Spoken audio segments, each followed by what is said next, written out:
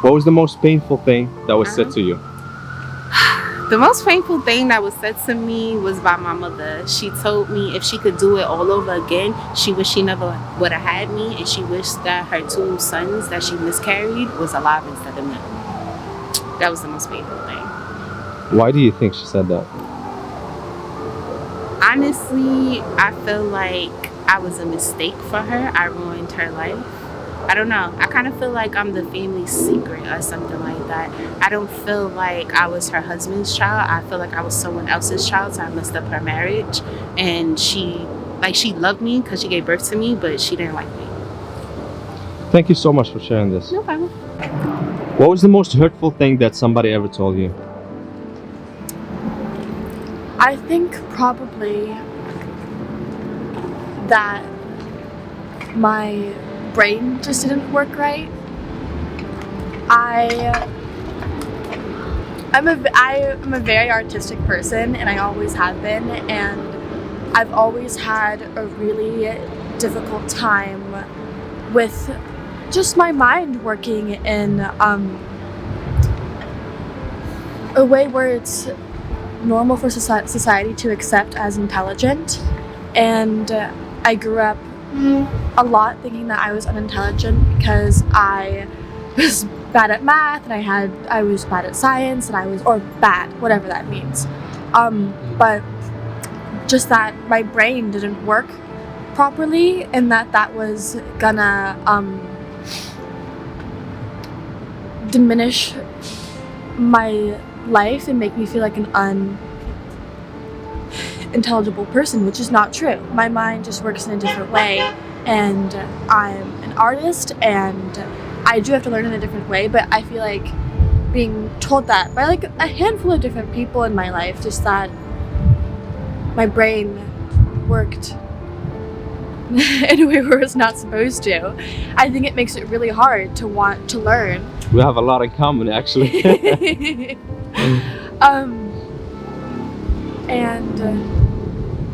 Yeah, I think it hurt me for a really long time, and I think it still does, but I think that it's also been really exciting to see how actually intelligent I can be, and in all the different ways that intelligence can actually exist in a human body. I think that I challenge it, and I think that I wouldn't want to exist in any other way than I exist with how my mind works, even though it is very difficult sometimes.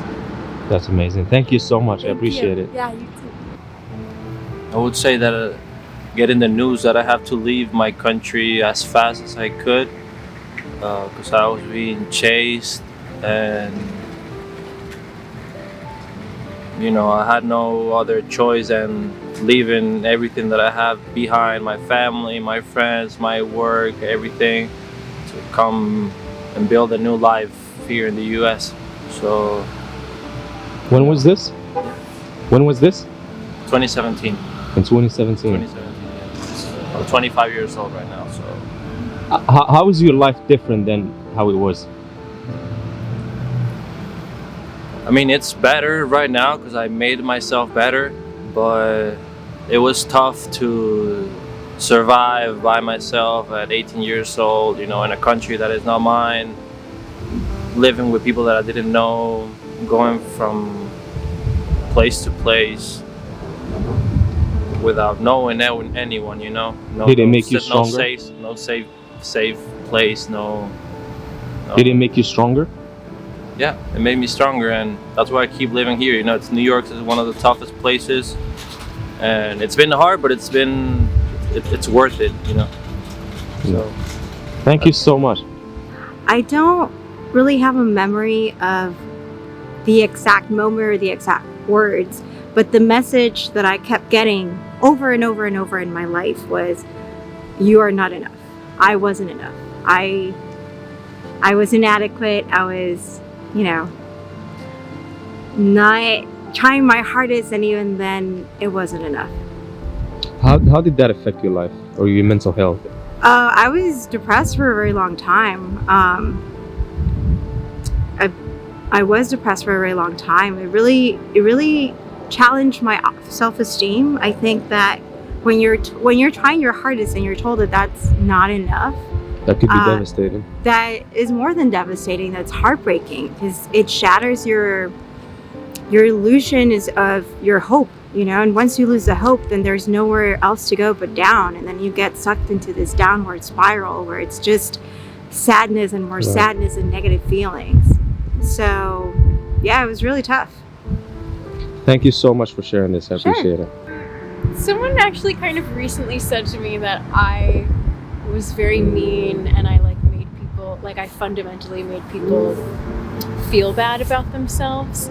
But that was also during a breakup, so I think maybe not the most trustworthy narrator. But you think you're not that person at all? I hope not. I try not to be. I mean, you seem nice. Thank you. Thanks. Thank you so much. Yeah, you're welcome.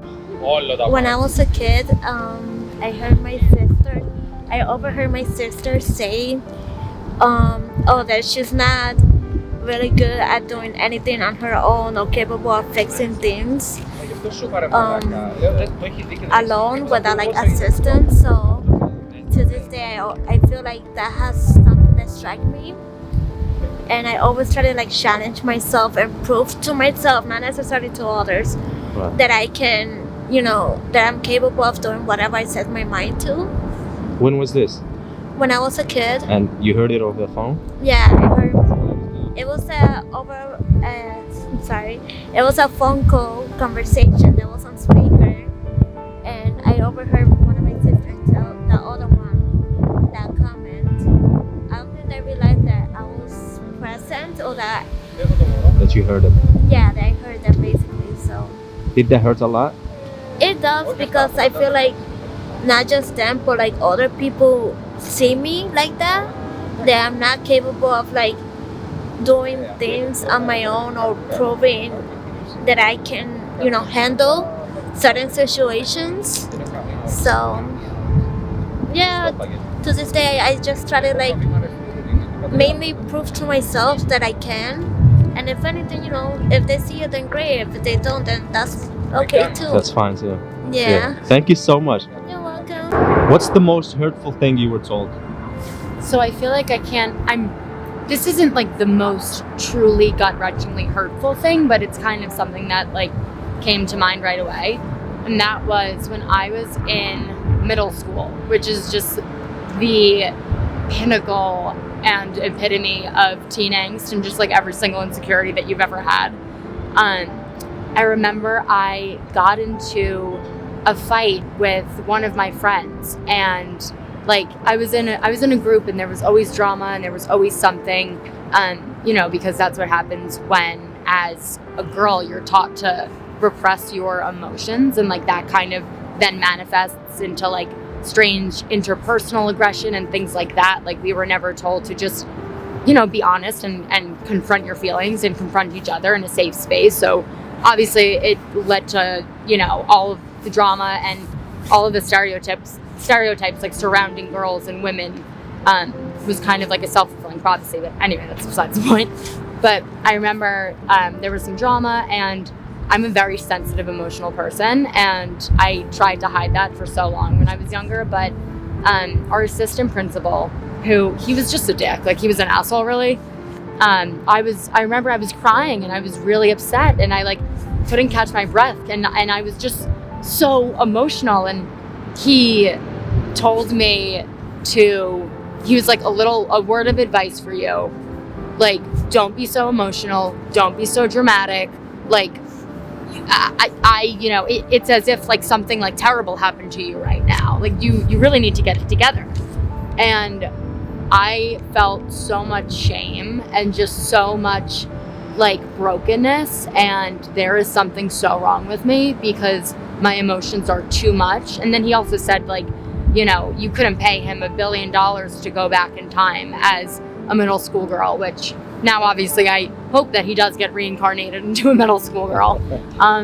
But yeah, that was just kind of a small scale example of the just people not understanding what you're going through. Totally not understanding, not validating, and just feeling a ton of shame for my emotions, and really just feeling I'm too much. I'm it's unnerving. You're jarring people. You're just whoa, like tone it down a notch. Like that feeling of genuinely being too much and feeling things in a way that's wrong because like the volume's all the way turned up, like that, it was really hard. And so yeah, it just, you know, and he said that because he has his own stuff that he needs to work through, like as we all do. A lot of people they project, you know, outwards what's going on inside of them. 100%. I'm an identical twin, so my entire life was like us just projecting all of our shit onto each other. And so, I mean, that probably like one of the most hurtful things that someone has said to me was her. Thank you so much. I really appreciate it. Thank you for sharing this. Of course, buddy. Tell me about a situation or a comment or something that you heard that was painful and it stuck with you for your whole life. Something that really stuck with me, I'd say, when I was really, really young, I'd say maybe like 12, 13. Like, you know, I was almost a legal age somewhat, like not too far from it. So one day I was at church school one night, you know, so then I leave to walk home. My house was literally like 3 blocks, maybe, like 2. And then I'm walking home and then I see this blank wall and I look down and there's this spray can bottle just right there, like with the top open and everything. And I'm like, like what is this doing here? Right. And me being a young kid, you know, I'm just like, wow, why not just spray this wall right here? Like, it's the perfect opportunity, right? So I go, guess what? All I sprayed was a dot right on the wall. And all I hear was a huge, like, yo! I started running, like, so fast. I didn't even know what was behind me. But I just ran all the way home. So when I get home, you know, I'm just hanging there. And then all of a sudden, basically, first I get ready for bed. Like, everything, you know, I'm like so scared out of my life that the only thing I could think of is maybe if I go to bed, it'll make me feel better. So I go to bed and then all I hear is a huge bang on the door. Doom, doom, doom. I'm like, uh-oh. I already kind of knew, you know, it had something to do with that. And then my parents call my name and I'm like, uh-oh. And then I walk over to the living room where the door is. And then there are 2 cops waiting right there for me. Like, I'm just like, why? Like, my whole childhood, I had never actually done anything bad, but the first time I do something crazy, the cops are right on me. Like, you know? And this is why, from that day, I learned just, if there's something in front of you, like, sometimes you shouldn't even take the opportunity because it's probably a big setup, like, for failure. Because after this, then the cops were, like, you know, telling my parents, like, oh, be careful with your kid because, you know, this is how they start, you know, they're gonna, from here, they start on hanging out with the wrong crowds and they start smoking weed and start like, and I feel like that stuck with me forever because after that, like, I never, ever, ever wanted to, like, do anything, like, because it was just like, there was this assumption like, that you're gonna go the wrong path. Yeah, like, it was just a thing, like, where I'm like, now I feel like everything's a setup. Like, honestly, if I see anything that's too easy, it doesn't even have to be something that'll get me in trouble. Like, even for example, if it's like a good job, you know, if it looks too easy, I start making like, I'm like, right. I don't know why, but this looks a little too like perfect. Like, it's kind of scaring me a little bit. Like, I feel like my anxiety, you know, plays a bit of a role right there because of it. But yeah, man, like, thank you so much for sharing this. I appreciate it. No problem, man. Thank you.